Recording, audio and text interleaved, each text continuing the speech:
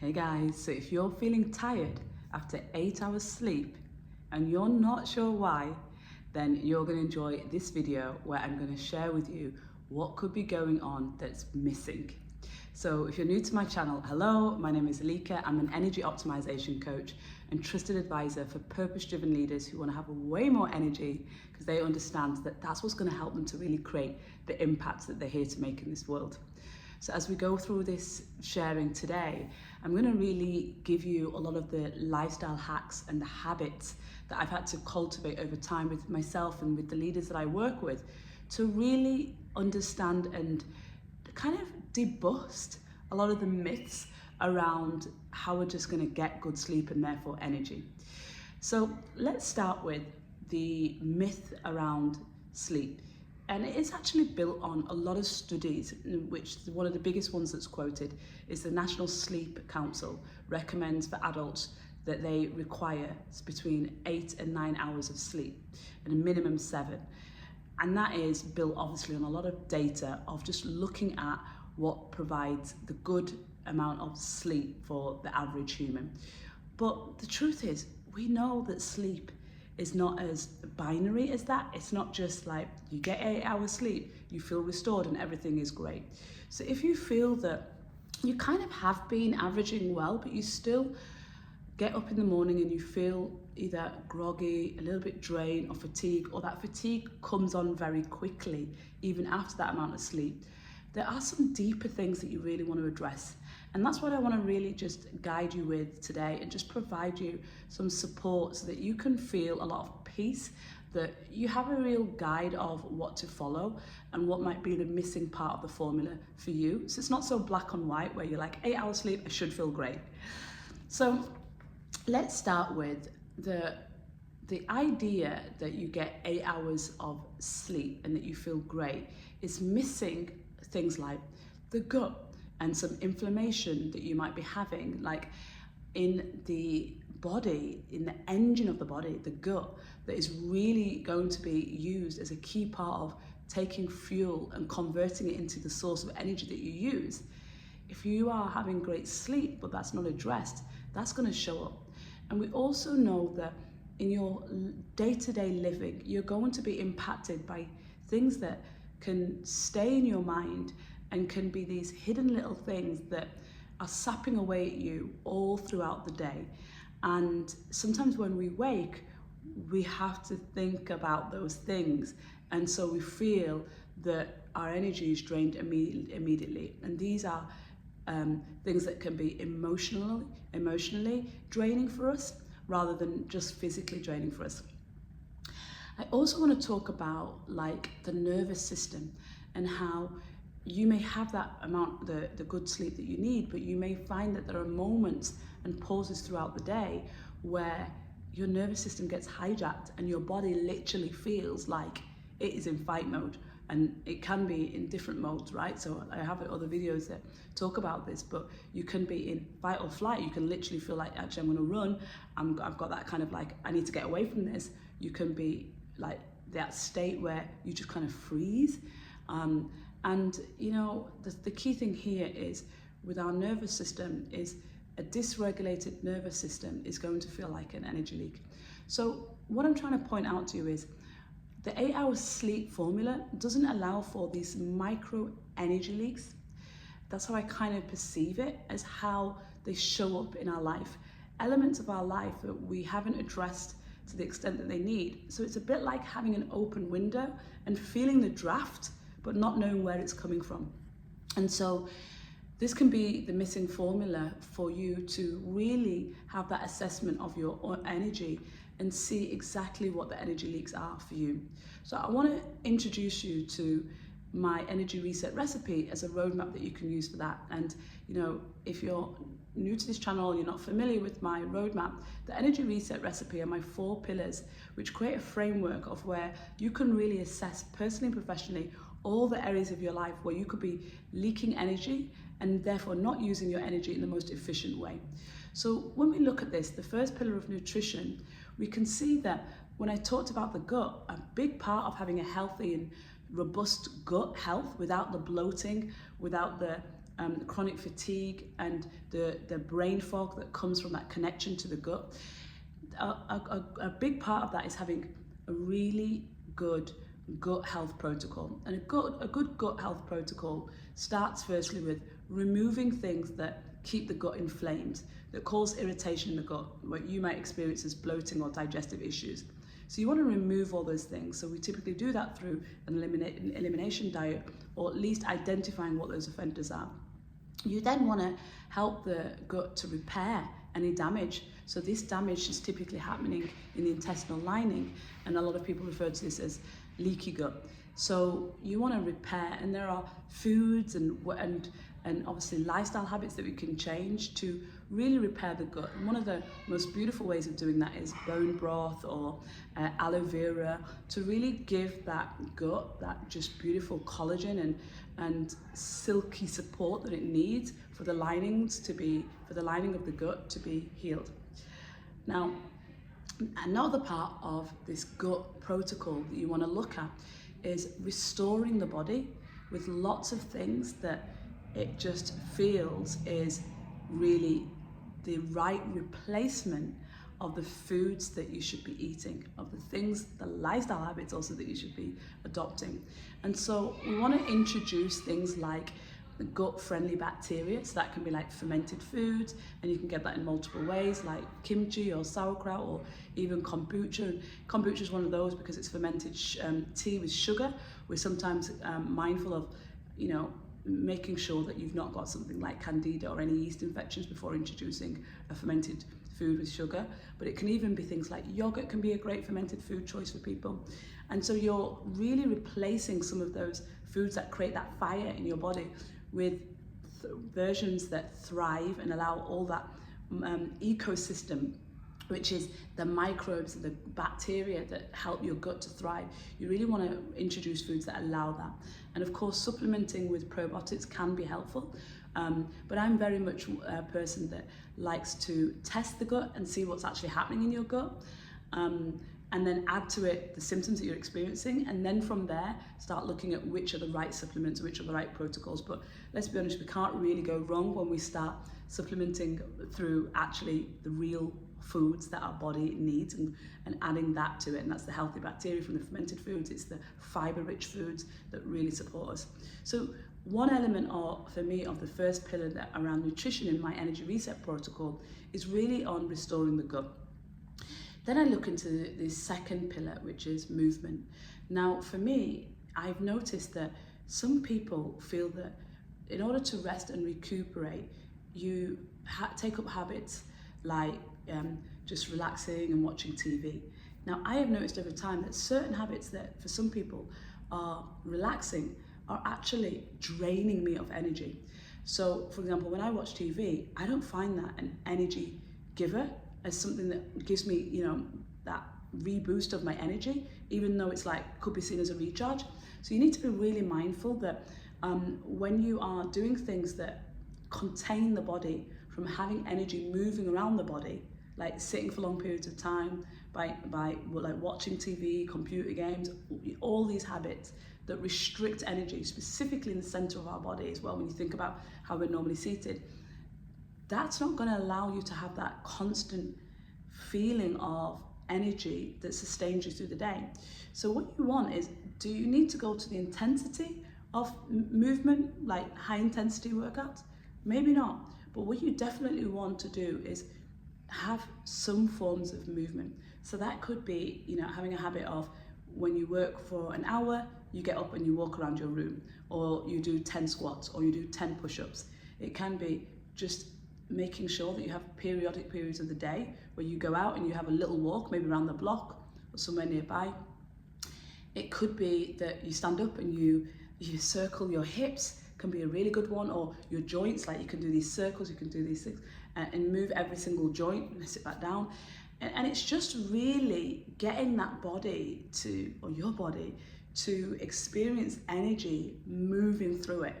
And that can be just that release that you need, that's short, quick, that can mean regardless of you having good quality sleep, you've got this consistent habit and practice that boosts energy. And when it comes to movement, there's nothing more better than movement of the lungs and the diaphragm, to expand that, to allow more energy. And we do this through deep breath. So, deep breath into the belly, expanding the belly, allowing the diaphragm to move, and then really moving up through the body. And that, I love thinking about like people just taking one deep breath, because it's literally you flooding your body with oxygen, the life force, the thing that's literally free and cheap, that can give you energy like that. And so for me, this is also part of movement. It's like moving all of that energy that gets stagnant in our lower energy centers, let's say the root and the sacral chakra, and bringing that up into our body and creating that vitality, that flow of prana, whatever you want to call it, energy, life force. So my third pillar is about purpose and relationships. And in this pillar, if you think about it through the lens of energy, you can separate if purpose is one element and relationships another, and obviously they're very interlinked. But imagine that you get 8 hours sleep, you wake up, you know what time you need to be at work, and you get into work, and you head into work to that thing, that job, that person, those people that you dread. You can start to see how that's going to impact your energy despite having 8 hours of sleep. So really thinking about the work that you do, the connections that you have, the relationships that you have, and how does that impact you emotionally?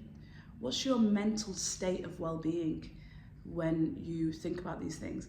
And really having an assessment of what are the energy-giving activities and energy-giving people, and what are the energy-draining activities and energy-draining people. And really making that assessment, with every client that I work with, one of the first things that I start off with is an energy audit. And I assess every area of their life, because it's very clear to me when they start sharing with me where the low-hanging fruit are in those energy leaks. And I can tell you for most people, it's in this area. It's in this area of the work that we do and the misalignment of an element of how we do the work, or the type of work that we do, with our soul and our core values and what's important to us, or the people that we spend the most time with, either through work or outside of work, or relationships, or that are not in alignment to the highest expression of ourselves, and therefore feel like energy giving or energy draining. And so the element of that, it requires a lot of work, and that's why we do the inner work, a lot of work around the work that we need to do with ourselves intrinsically, so that we allow ourselves to be in alignment, to resonate with people that are energetically matching the frequency that we're at. And then the last pillar is really about the mind and sleep hygiene. So the mind is really connected to what we were just talking about.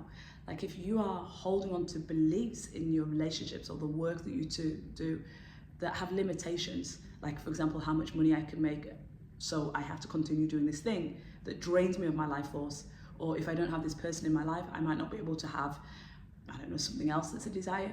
And so we hold on, despite that this person, they may give us something that's really valuable, which is typically why we keep people around us that still drain energy away from us. But in giving us that thing, they may take something away from us.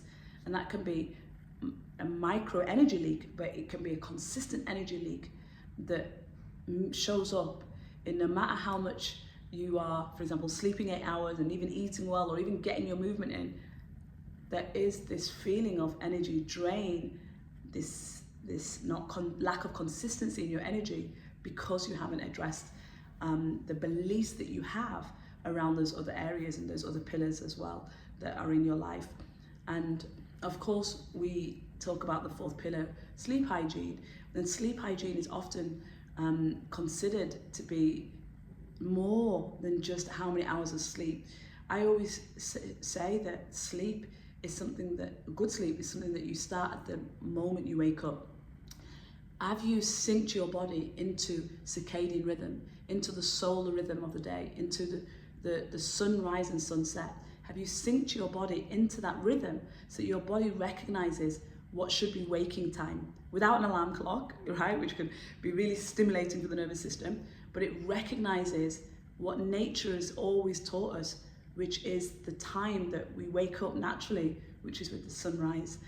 And does it recognize that period of the day where energy shifts? And that's, you know, obviously as the sun is starting to set in the sky, and where we would naturally have our lifestyle start to unwind and slow down. Instead, what a lot of us are doing is at 3-4 o'clock, we're feeling that energy dip and we're going for the sugar, we're going for a caffeine hit, or we're waiting a bit longer, and then we're tired at the end of the day, so we're using alcohol as the stimulant. That was literally my world. I really had to, in my corporate world, I had to really assess all the elements of where I kept on burning out through using sugar, caffeine, alcohol as my stimulants to be able to continue to work, to be able to socialize after work, because clearly my body wasn't giving me that naturally, because it wasn't designed for that. It wasn't designed to be consistently at high energy all the time. That's not natural for the body. And so I hijacked that with all the stimulants. So allowing for that, sleep hygiene is about allowing that natural part of the day when the sun starts to come down, that you start to energetically unwind from that. And let's be honest, we have things, you know, we might have dinner, we might have an evening occasion, but if that's not every day, then we can still build in habits and rituals that allow ourselves to move into that natural syncing of our energy to the solar cycle, to the circadian rhythm. So that's, for me, a really important part of good sleep hygiene. Syncing with the sun, and then noticing periods of the day where I naturally hijack my hormones, I hijack my body's natural energy flow to overstimulate it. And of course, a big part of that is the lights, the artificial lights that our body isn't naturally designed to see, like white light and blue light. Our body was designed to work with, you know, the sunlight, the natural light that the sun gives, red, like that light of the fire, but not these artificial lights. And especially in so many people's homes, you know, the last room you can enter before you go to sleep can be the bathroom, and it can have those white, crystal white, like fluorescent type of light. Or it can just be even worse, that you're using your TV or your phone to try to wind down in the evening, or in bed, worse still, and you're literally sending that light and disrupting your hormones before you sleep. So you may get 8 hours because you're exhausted, but actually that restorative sleep that the body requires has still been missed. So by using my 4 pillars as a framework, you can really see how you could be having these subtle energy leaks despite the fact that you've had 8 hours sleep. And if you are somebody that feels like, I want to be guided through that map of my whole life and have that assessment, then I would invite you to reach out to me and have me do your energy audit, where I really do that assessment for you. And then a lot of the people that are on my health concierge, my signature coaching and lifestyle program, are those that have gone through that process and then really want that support to be able to integrate the right habits with the right resources and the right tools and community, of course, into every area of their lives. So I hope you've enjoyed this share today, and if you have and it's given you some value, please give it a like so that more people can really start to understand what I'm sharing all the time, which is our energy is our most valuable currency. And if you want to be on top of all of the energy hacks that I share in Lifestyle Habits, then I'm going to share those in this video. So obviously subscribe, but I always say that the best place is actually to subscribe to my newsletter, which you'll find links below, because that's where I'm sharing the practical lifestyle tips through showing you like how I adopt my energy reset recipe, that roadmap, and how I live my life. And so you can see how I weave all these things into living this as a lifestyle. So it's not just this quick fix that you're trying to do, but you're really building these habits in a way that's sustainable and realistic for you. So I hope you've enjoyed this as much as I've enjoyed sharing, and I will see you on the next one. Take care.